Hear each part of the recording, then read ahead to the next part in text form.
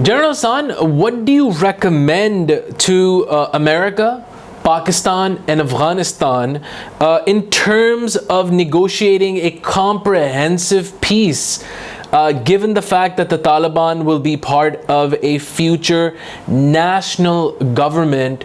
What's your take on this? Now, let me take you back before the events of 9/11. If you go back to those times, and any student of the region of Afghanistan will tell you that the Pakistan government's policies after the rise of the Taliban and even before the rise of the Taliban, after the Soviet withdrawal, all through the 90s, our policy was that there should be a stable, inclusive, broad-based dispensation in Afghanistan. Because we thought that unless it is inclusive, unless it is broad-based, it will not be sustainable.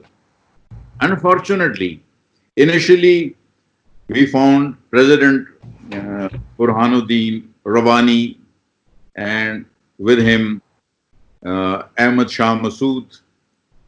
They dominated the scene, and the so-called broad-based dispensation, which actually had come about as a consequence of Pakistani mediation and an Islamabad accord, it did not work. And the two thwarted the entry of the agreed Prime Minister at that time, Mr. Hikmatyar, to even enter Kabul. And then with the rise of the Taliban, again, the pendulum swung in the other direction. Then President Rabbani, who called himself the president, the legal president of Afghanistan, and Ahmad Shah Massoud, the defense minister, they couldn't enter Kabul. All through this time, Pakistan's endeavor was that there should be a reconciliation between these elements and there should be a broad-based government including all these elements, and it is only then that Afghanistan can have a stable and peaceful government, peaceful dispensation.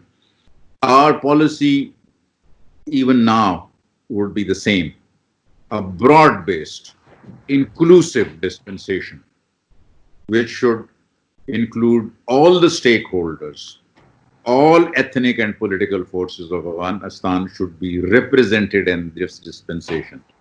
Unless that happens, it is my considered opinion that Afghanistan will again go back to the way it was in the 90s, into a civil war, into a civil conflict situation.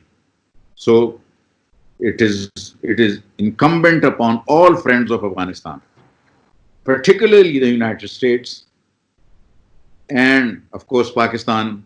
This is Pakistan's views on, very considered views on this, that we must try and bring about an inclusive dispensation. We should have the Taliban and we should have all the other political stakeholders in Afghanistan as a part of that dispensation.